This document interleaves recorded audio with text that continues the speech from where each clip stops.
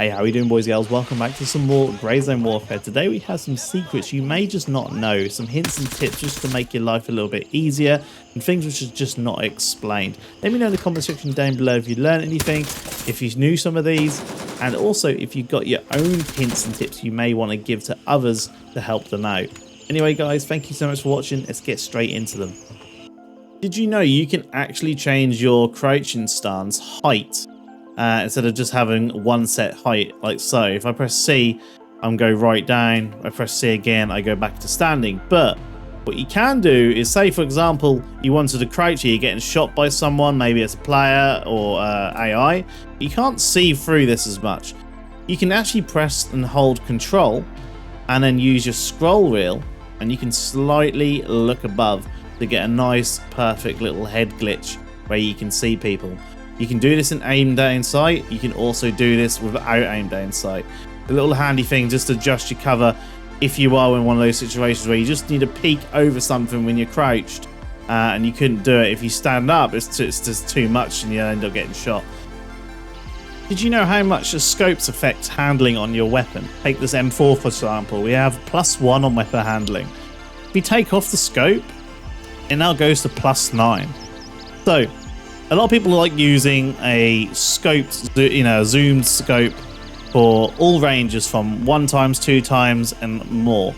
The thing is, the zoom scope is amazing for those further ranges, but you're actually hindering your weapon handling at the close ranges. And on top of that, you'll find that the aim down sight is a lot faster when it comes to using the iron sights, and it's a really clear picture. You don't have any blur or depth of field around your screen.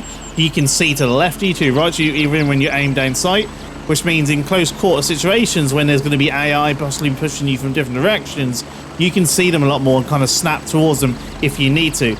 You'll see me using iron sights a lot on the M4, and then when I get into like further ranges, all I need to do is go back to my thing and just pop on the scope, and I can now start using the range scope. Also, you'll also notice that because of the scope has this depth of field, and you lose a lot of frames. So you notice that my frames at 107 top right hand side, 106. As soon as I zoom in, I lose around 20 frames just by using the scope, even at close ranges. So just using this, even at the close ranges, I'm losing 20 frames. I'd rather just quickly take off the scope and then get into this kind of range. I have more visibility, and I also have more frames, and I have more handling at the same time. There's 3 benefits to using that, then start using the scope. This next tip is asked quite a few times on stream, and for anyone who uses a zoom scope, you most probably would know this one, but to zoom in further on your scopes, you just have to scroll up when you're ADM sighting, and as you see here, the magnification is increasing. If you scroll down, it goes down. Just a simple one, but I still get asked this quite a bit on the stream. Did you know when you reach Lab Rat level 3, you unlock a really big bag called the EMT? I see this asked quite a bit also on stream. How to get this? You have to go to Lab Rat level 3 to unlock it, and you can buy it from her. Now, the reason why this is so good, because you can put this in your secure storage. You can also, for example, put it in your tack rig if you had space for it, and then if you put it in your tack rig, place it so like so, you can then hold down H and access everything inside that EMT. So you can heal yourself pretty fast. But what I like to do is have the EMT in my secure rig, because it doesn't actually take too long to get to it. Going from another tip, which we will be going over in a minute, I bound my inventory key to one of my mouse buttons. So I can really click it fast and get to the EMT as fast as possible to select what I want. This is awesome because not only do I have every single healing item available to me in the EMT, but also I won't lose this if I die, which is handy, so I don't have to keep buying all these healing items and the EMT each time I die. I can just have it always with me. So it's just the only thing I change on this is just topping up the items which start to run out of use once I use them enough. Did you know you can bind your keys to your mouse if you do have the software to do that? For example, I use a Pro X Superlight. There's also Razer which does the same thing, but I'm pretty sure other companies will also have this kind of similar type of thing. There may even be some freeware out there which can do this, but there is certain keys in Grey Zone Warfare which you can't bind, and if you do have a mouse which has the side buttons, for example on the Logic software, I can just double click on my mouse, go to assignments, and I can assign the M and I key to my side buttons. That means I can always access my inventory really fast, even in gunfights. For example, access the EMT and quickly healing, drag in ammo to clips to reload really fast. M if we're in a fight in PvP and I just want to check to make sure it's not a friendly player, one of my faction members, I can quickly just tap M really fast and see where I'm looking at is a player on my team or an enemy player. Things that can really help you in those kind of clutch situations. Did you know about this handy little area at the starting town? Basically just on the outskirts right here. Alright. This building here, this is actually located in every single place, and I'll just show you in every single starting town where this is. So for Mithras, this is just here near LZ Bravo 1. If you want to go and loot it over here, if you are from Crimson, it's going to be here. Okay, so that'll be your landing spot here. This is where you'll be able to go and loot it. And then if you are coming from Le Mans, it would be just here, and then your LZ would be here. Each starting area is exactly the same, but if you are wanting to get a free M700, I'll show you how the building looks like. This is the entrance, just like so. It does have some guards around it, so make sure you clear them out. The LZ comes from that direction here, and what you can do is you can come up the wall here and jump over here if you like. Once you're in, you go to this box right here. I've already had a little check to see what was in it, and it was. Like I said, you can sell this for around 800k. I'm actually going to drag this because I'm going to show you another tip in a minute anyway about getting back to base as fast as possible. So I'm going to actually just drag everything in here so you can see exactly what we've got. We're then going to go over here. You can also got another box here to loot. We're going to grab the helmet that has a bit of free armor. You can also go over here and loot this too. This is a wooden equipment box and can contain a backpack and things like that. It's a great little area to grab some free stuff. Did you know you can actually get back to base without even calling in a helicopter? This can be really handy if you're getting the annoying, there's no helicopters in your area, your faction is really busy, and every single solo player is calling a chopper to the starting town, for example, and you're trying to get back and you're waiting more than 10 minutes to do it. This has happened to me a few times, and hopefully they will add a queue system in. This could be patched, by the way, but at the minute it isn't, and it is a good way of getting back home if you've got something you need to do. Maybe you're overloaded, maybe trying to complete a task, which just means going back to base. To do that, all you need to do is press Ctrl-Alt-Delete and open up your taskbar. It's just going to bring up what you're running at the minute. Go to Processes, go to Grey Zone Warfare. You want to highlight it, and you want to click End Task. What this is going to do is close the game. You can see I've now just closed it. I'm now going to start the game back up again. So I'm just going to close Task Manager. I'm going to go back, open it up. I had to do this on desktop recording so you can see that I'm not just skipping it and doing it. You can see all in hand that I'm just starting this back up again. Once this starts back up, you will be back at the menu screen with all your gear. And if you saw the tip before, we was just looting the M700 and the armor and all that kind of stuff beforehand. This is why I wanted to do those both tips at the same time. You can then see we've still got all our gear. So we're loading back in. Going to joint operations, join in. You can see I've still got my gear holding on to my M4 at the minute.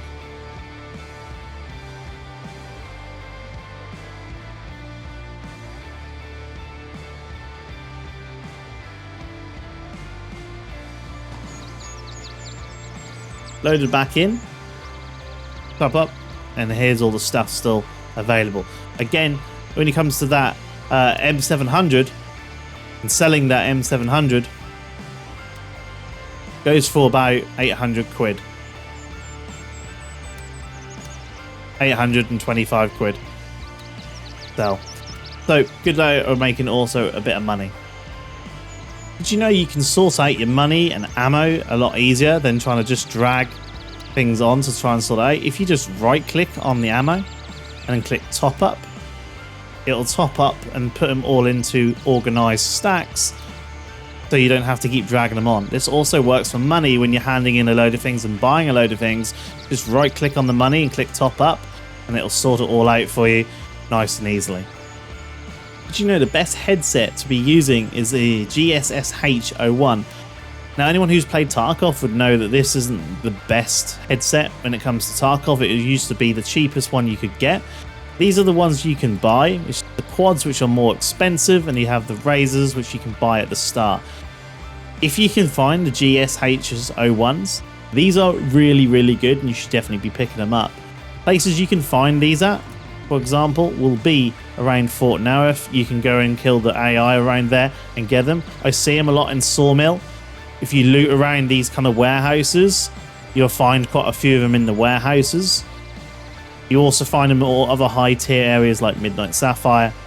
And so if you want to get some of these, go and farm them. They are a lot better to use and it saves you having to buy headsets. I normally just do a run where I go and farm quite a few of them from Sawmill and Fort, bring a load of them back and put them in your stash, and then you've got headsets available to you all the time. Really, really good headsets and a lot better than the Razor and the quads.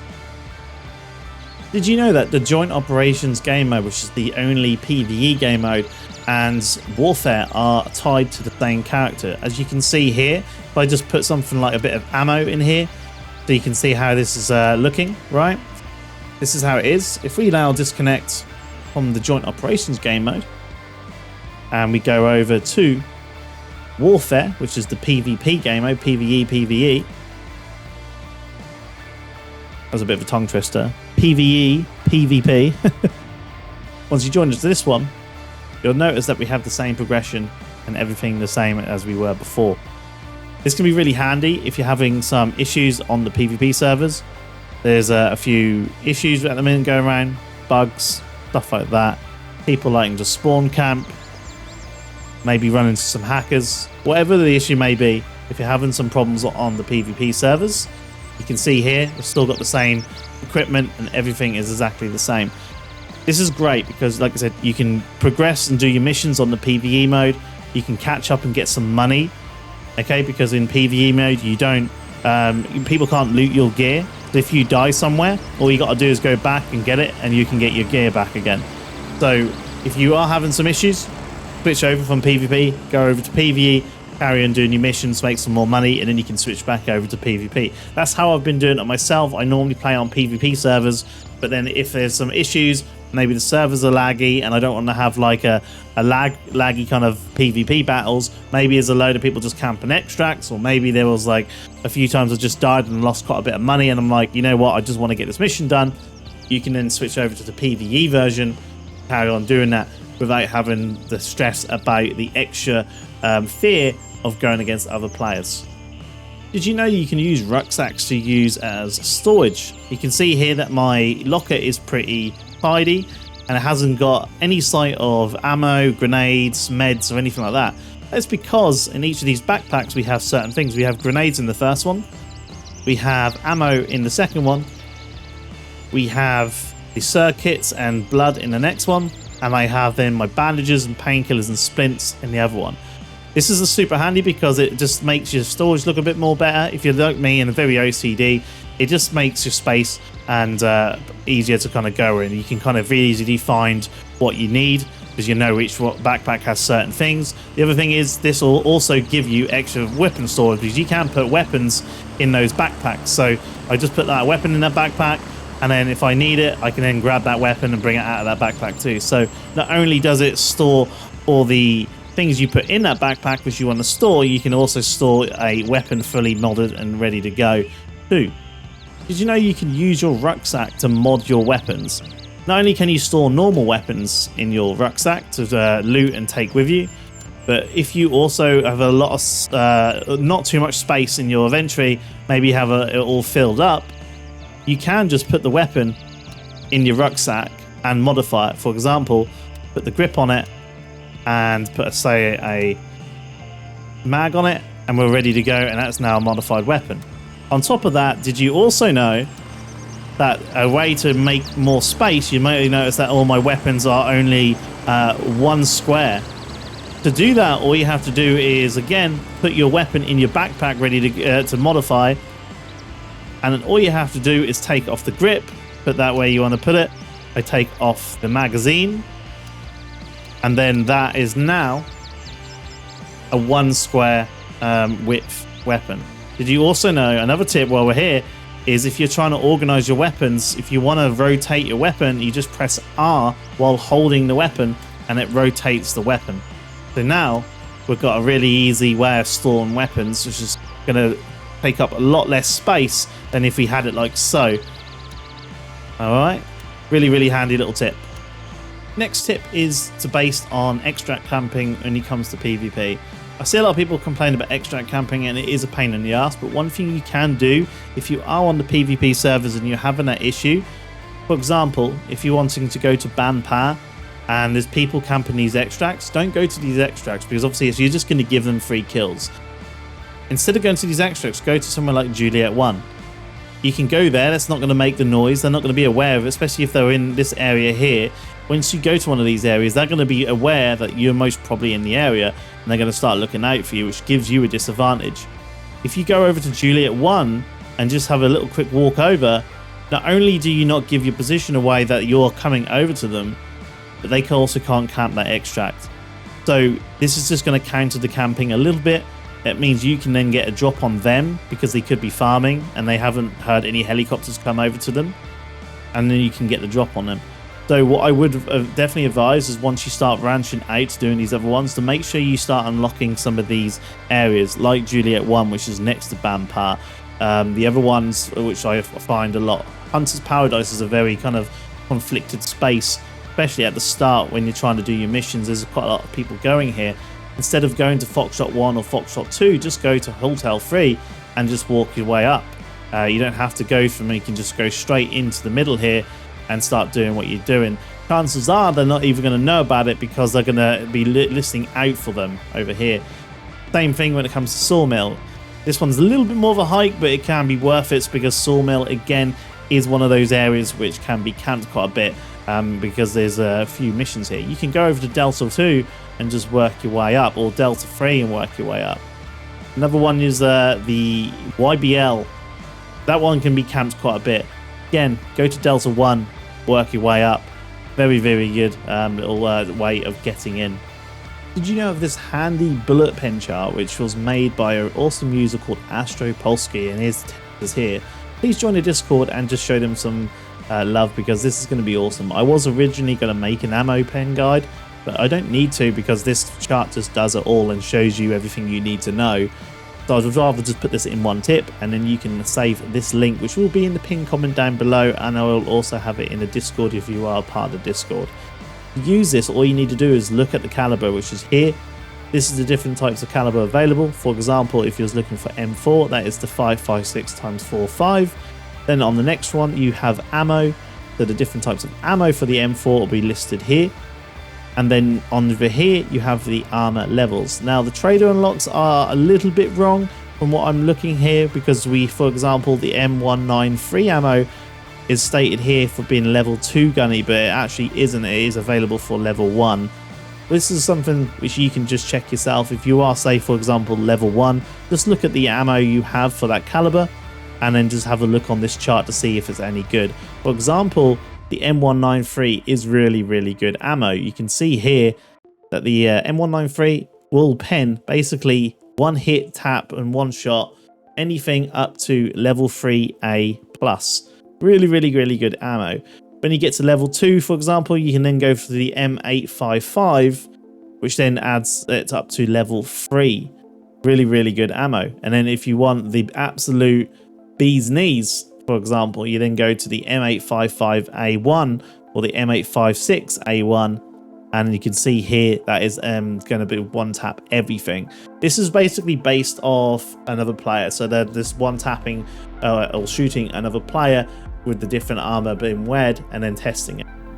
This is a little bit different when it comes to the AI. For example, if you look over on the Mosin, you got the 7.62x 5.4R.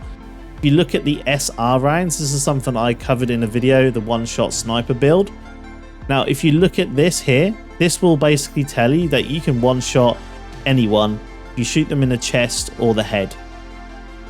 This is correct in terms of actually shooting a player, but if you shoot an AI level 3, which is either in Fort, Midnight, Tiger Bay, you won't one-shot them in the chest, which is just a bit of a pain. I wish the kind of AI was consistent to what the armor is, you know, based what they're basically wearing. That would be really handy. But I think there's like either some kind of extra armor the AI have depending on the tier they are, or extra health maybe, because this definitely doesn't correspond to if you are shooting a player. This also goes to the fact that shotguns are really bad against the AI, but they are very good against players still. If you take a shotgun with decent ammo, you will be able to obliterate someone in the bunker, for example. I have a time when I went into the bunker with the shotgun to test it out. Wasn't great against AI, but as soon as I went in and went against some players in there, I nearly 1-tapped to 2-tapped them very consistently with the shotgun. So it can be good for players, but not good for AI. So hopefully these shotguns do get fixed, but that's just something to note. Like I said, this will be in the pinned comment. Use it. It's really handy and it can let you know exactly what ammo you want to use for the specific gun you are using. Another really handy website which I use daily when I was trying to do my missions was the Grey Zone map. This is absolutely awesome and it will help you a lot with certain things. Now, if you look on the left hand side, you have like a little kind of chart here. You can hide and show everything. I normally go to hide all at the start and then I tick what I want to know. So for example, if you're looking to try and unlock all the LZs, you could just tick the LZs and it'll show you every single LZ available to you, and you can go around walking around and collecting them. Actually going around and grabbing all the LZs is a really good thing to do, especially if you're just maybe got a few things to do, you don't really want to commit to doing a mission. You could just go around and unlock all the LZs. This would give you actual XP and also unlock all the LZs available to you. This is really handy considering we was talking about how to counter extract campers. You can unlock those extra LZs to counter the extract campers. Really handy. So you can use all these little locations that has points of interest, and you can click on these points of interest and it'll tell you what it is. I like to use it though mainly for the task. So I go down to tasks. You don't click the actual task at the top here, but you click task objective and it will highlight all the task objectives. I'll just get rid of the LZs. Now say for example you have a task which you have to go to the sawmill. I will then just scroll in to the sawmill and this will highlight in a little pin the actual location that task is. So for example, if I was looking for invaders from afar, medical notes, you could highlight it here and it tells you it's in that building. I can just click on it and it will then show you a picture updated where that is, and that'll say location. Enter the building on the right of the office and grab the notes of the white office table. This is really handy, and this is actually how I completed a lot of the missions really fast and got to all the missions done. So if you are struggling with a mission or you're trying to figure out exactly where it is, maybe you've been looking around for a bit and you just can't find out where it is, you can use this to actually find out exactly where that could be. This is getting updated daily, and yeah, really great little map to kind of just check out and use. Another one to add to the favorites. Highly recommend.